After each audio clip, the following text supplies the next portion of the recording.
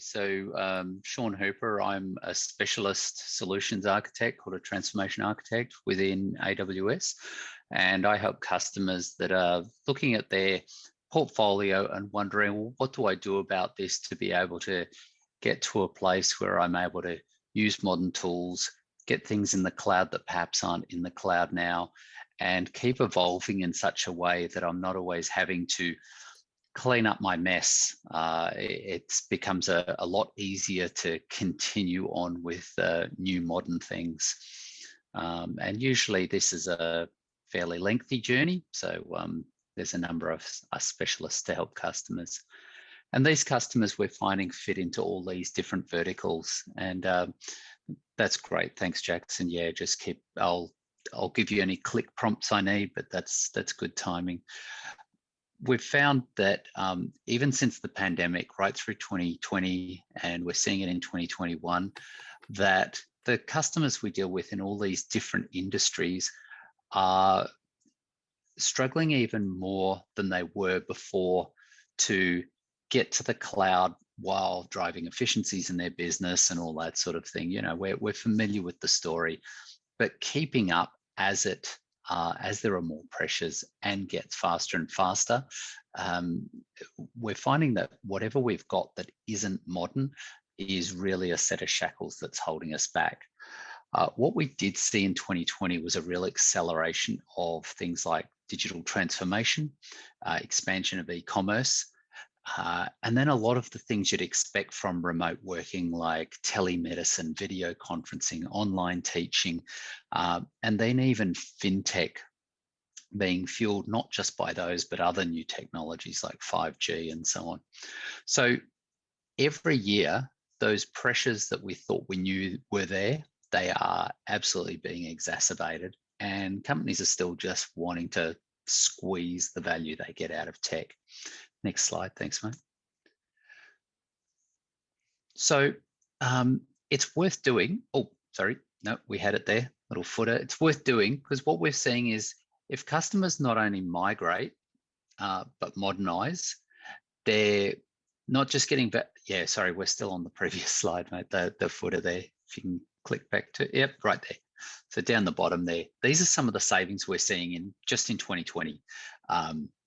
Companies are saving money on infrastructure. It's a no-brainer when you go to cloud. But the IT staff productivity boost is really huge. And that's about modern tooling. That's not just about lift and shift or you'll mess for less. A big one is the fewer security incidents. And there were some really big ones during 2020 and 21. Some companies that you would have seen that you know and that you use in the news here in Australia, some massive security breaches, and whether they were ransomware attacks or hacks or outright data breaches, we've seen that cloud and modern tooling and modern ways of operating them are really bringing that down. And then ultimately the more features per year, critical for staying alive. Next slide, thanks. So modernization is a little bit different and confusing for a lot of people, and it is always evolving as a concept. So I just thought I'd go through 4 things that I reckon make up modernization. One click, please. So migrating what you have today is definitely part of modernizing, but only once you assess that, yeah, I've got some apps and I've got some data and it makes sense to move those. So that should really be your assessment. It doesn't mean it makes sense to move everything. You've got to come up with a plan that sees some value in those things moving to cloud as opposed to doing something else to them. One click, thanks.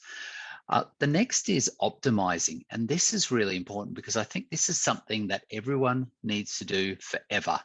You start doing it and you do it for the rest of your life. And so the easiest way is it's got to be efficiently built into the way that you work, and even better if it's built into your automation and your tooling. We see a lot of customers when they first move to cloud or start using cloud, there's a big shock every month when they get a bill and they think, what do I do about this? Who's going to pay for it? What's it for? It should really be that on an ongoing basis, you know exactly what you're spending and when and why, but you know where to allocate those costs, and you know if it's money well spent. And by doing that, you can also see, is there room to improve what we're using? Okay, next slide, next click, thanks. The next part is controlling and govern, and we just heard a lot about that. I think this is one of the most important spaces when you modernize. As we get into approaches where we're being able to continually monitor and assess our technology stack, we need to start doing that for everything. And we've got to ensure that we're using the cloud's standardization tools, integrated platform to be able to really achieve your company's objectives. And cloud enables much higher levels of automation to help control and govern things in your new environment, much more easily than, say, a traditional on-premises environment where you just had a lot of variation and everything's designed for plug and play rather than for a standardized way of doing things. Next click, thanks. And finally, innovation is so critical. So this is the real prize. If you can deal with those other three, you can spend more time innovating and moving faster because you're using modern tools to develop the products and services that your company really needs to be able to do to keep the customers happy, to keep up, to knock out the competition, and just to address those features that are required to stay in business. Next slide, thanks. So in 2020, pretty much every year, AWS surveys a lot of its customers. In 2020, we surveyed 1,200 customers about modernisation and their modernisation journey. And within this, we're looking at trends and the things that are working and not working and what can we do to help. And we saw three things that they were doing that had a meaningful impact on their success. Next slide, thanks. And the first one was making a plan for the applications that you need to run your business and service your customers. Sounds pretty basic. We'll break that down in a minute. The second's an operating model and a service management framework to help you govern and manage your new environment. So this is about incorporating tools, the ways of working, your frameworks, and defining the approaches to implement them all so you're maximizing the amount of automation. The third thing is using experienced partners. Now, our analysis showed where customers use consulting partners, managed services partners, migration partners. They were much more successful and completed their modernisation projects much faster. So each of these three practical learnings is going to incorporate the ingredients we just saw on the previous slide: how we migrate, how we optimize, how we control and govern, and how we innovate. Next slide. So let's take a look at the first lesson. Next slide. We saw that we can adopt cloud by migrating workloads, or actually just click forward all the builds in this one, mate. So one more. That's it. Thank you. So really, when we talk about modernisation, we're talking about a multi-year journey. So don't expect that by next week, everything's modern and everything's good. But it also means you're not waiting forever to get some results. So as we build out our plan, we might look at things like the infrastructure and see what can we clean up, get rid of, what's going to be retired anyway. Leverage our hardware refresh windows to consider rehosting opportunities in the cloud. Obvious stuff. As we look at replatforming, we start to be able to manage things like our licenses and some of the, either commercial off-the-shelf software for our applications or perhaps some of our licensed databases. But we can look at use of open source to perhaps change that or update some of our versions so that we're within compliance. But the next two are the really interesting ones. And I guess to some extent you could consider them at opposite ends of the spectrum, but there is no right or wrong. Really, all of these are treatments that you take on because they matter to you and they bring value to your organization. So refactor and rebuild is one.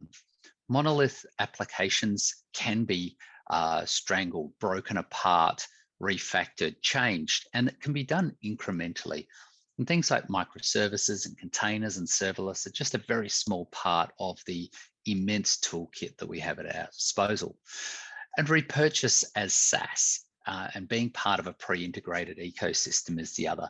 And so really, probably they're the two most modern ways that you can make sure that you're getting the latest and greatest and operating less and less and just delivering features. Go to the next slide. But how much do you do?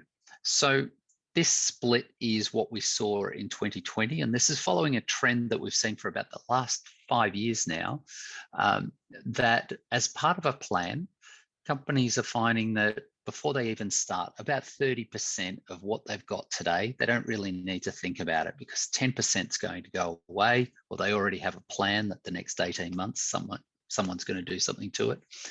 And maybe up to about 20% can just be replaced by SaaS in a fairly modular fashion. You know, there's a module that does that or a product that does that. It's acquired and it does the job. And usually with great functional uplift, and it usually alleviates up to about 10-20% off the operations effort that you've got on your side. That middle bucket is really where we're talking about traditional mass migrations, and I think we all understand what that's about. But this last part, modernize, we're seeing about 20% of the applications and scripts and data that you have really matters to your business and what sets it apart. And that's the area where you want to be thinking about focusing on that first to modernize it. And by that, we mean using modern tools, modern approaches, modern ways of working to be able to get that higher velocity in the way that you manage that space. All right, next slide. And there's 1, 2, 3 builds. So forward click those 3 builds. Thanks, mate. So this orange line going down is probably what we typically think of first in getting some advantage from cloud. We save money, things get easier, there's less to manage. But the curve going up with the stars on it, that's the benefits we start to see when we utilize modern tools. So we're getting greater value out of cloud, but these ultimately enable innovation. They don't just achieve cost savings.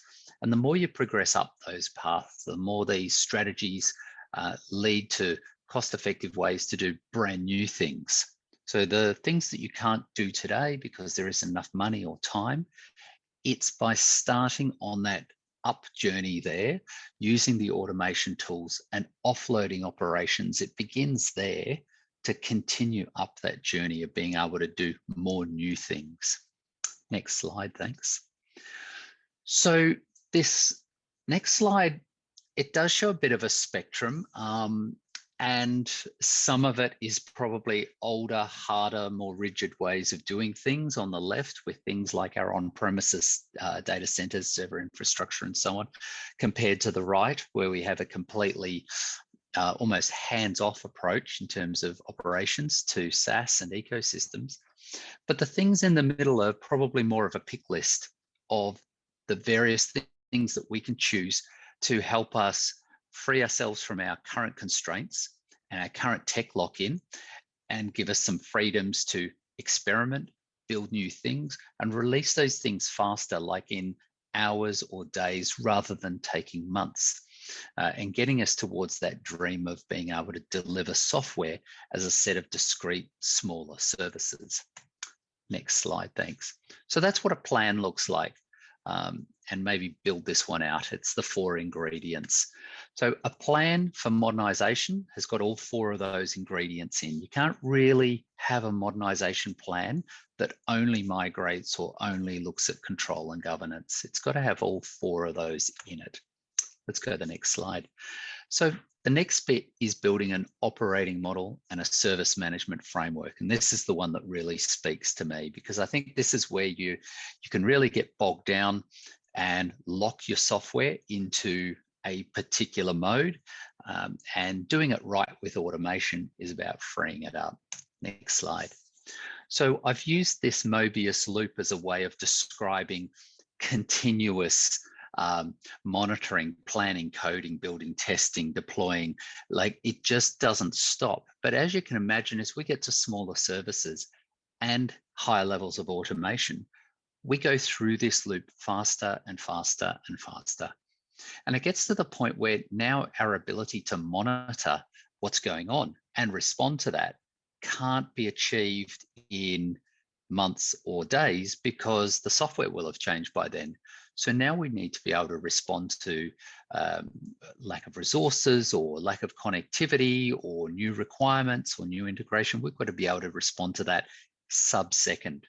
And the only way that that can be done is with automation. But a service management framework is more than that. And it's the way that all of these phases link together. So you'll see a lot of our partners deliver software in these different areas. And we've seen Polar 7 talk about their capabilities around that, the guardrails, prescriptive guidance, and so on around the top of that Mobius loop there. I think something like this is really important to help understand that the way you are going to manage and deliver software now is now so radically different that it's madness to try and consider using an old way of operating it. And so again, that's where we need help if we're going through that change from a different model to a new one. So there's over 140 different software partners just in this.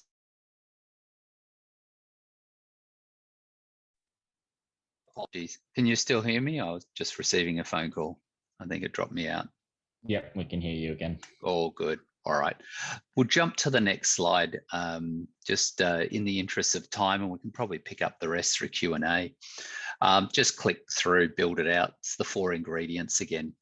But I just want to make the point again that these 4 ingredients are critical to cloud adoption. You need an operating model and a service management framework, which is really the tools and processes in each of those phases we just saw, to ensure that you've got continuous optimization.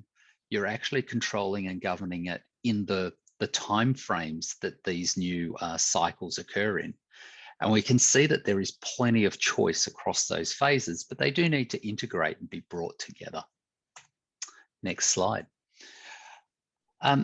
This is really the third point. So remember, this is just from 1,200 customers through our survey saying this is the third really important thing for them, that they couldn't have done it alone. And they realized they really would have missed out on some valuable lessons trying. But more than that, it's a real accelerator to getting to your goals. So if you think, well, what if it takes me 2, 3, 4 years to get to this goal of being fully modern, fully in the cloud, updating my software with this sort of pace? What if you could do it in 12 months? And so to have that kind of acceleration enabled by experienced partners is what was seen as the greatest value by the companies that were successful. Next slide, thanks. So these were the 5 things that customers told us they got from using that experienced partner. They actually got to their goals and got there faster. They reduced their operational costs, and not just IT costs, but this is reducing all of the overheads in getting technology to deliver some benefit to you. Being able to focus on innovation, there is almost no spare budget to do that anywhere, unless what you do is start to adopt these approaches. And you find that, a common practice for us is seeing customers free up 20% of the savings they make to enable their developers, their product people to go and experiment, build some products, launch them, blue-green test them against what they have today, things like that.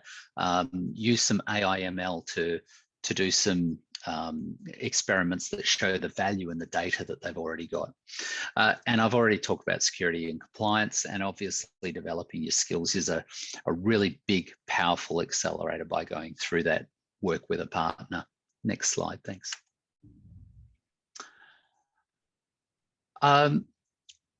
So it's about 25% how much any of these partners have accelerated their customers' experience to modernisation, but I have seen much faster personally here in Australia. This is a smattering of many of our migration competency partners and other competencies.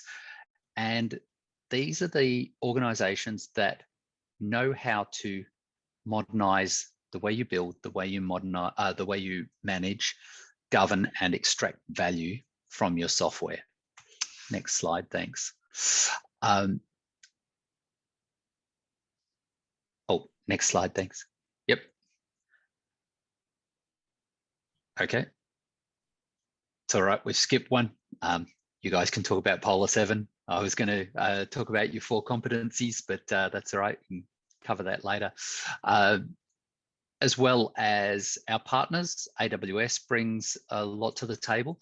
A lot of that is to directly enable our partners and our customers together. So we often work in this triangular way where we're making sure your joint success is achieving your goals as you go, that you can overcome a lot of the blockers that are experienced in these complex programs, and us with partner directly enabling you through things like training and certification.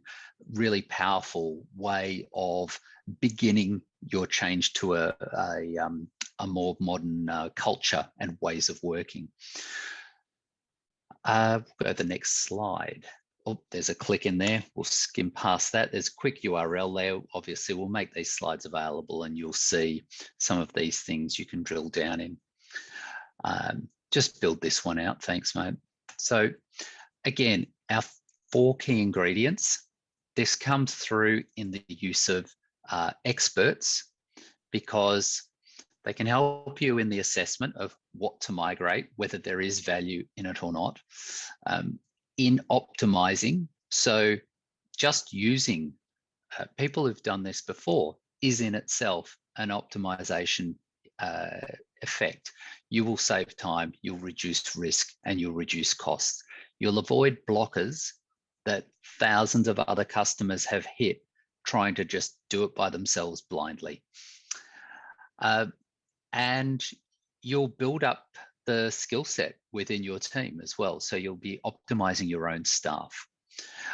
In control and govern, they can wheel in frameworks, landing zones, capabilities that straight away begin to automate the management of software, but they also have a conceptual model of the service management framework that ensures that if somebody has to ask a question, they know who to go to. If somebody wants to do something new, they know who to go to. And if somebody wants to query the monthly bill, you know exactly what that money has gone towards. And finally, by being optimized, having freed up our resources and got our people ready, it's also an accelerator to start using the new software to innovate like a startup. Whether you are a startup or you're a big bank, it's about getting that speed and freedom of resources and knowing what to do with it when you get there. So these are the 4 ingredients, once again, that leveraging expertise has helped customers to hit their modernization goals. So I'll just finish up. I've got 3 takeaways on the next slide. Do plan to optimize. It won't happen by accident, and do it forever. So that means build that continuous loop process into the way you transform. Be selective on which apps. Remember, not everything is a great target for modernization. Focus on your differentiators. That's my number 1 takeaway. Number 2 is build that service management framework. We know tech won't look after itself, and we know it'll be pretty clean and shiny when you first do something big to it, but that shine will fade. You need that service management framework to keep optimizing it and make sure that that is a continuous self-tuning capability. And number 3 is please do choose partners to guide you and to bring in those skills and experience, because otherwise you will hit problems that you didn't need to hit. And as we've seen from 1,200 customers interviewed last year, and probably around reInvent timeframe, we'll have the 2021 results as well. But it's been pretty consistent for about 5 years now that the customers that achieve their goals the fastest and most successfully are those that bring in the skills and experience. Anyway, that's just perspectives on modernisation from what we've seen over the last few years and updated during the pandemic era. Thank you for your time, and I'll hand back to the moderators.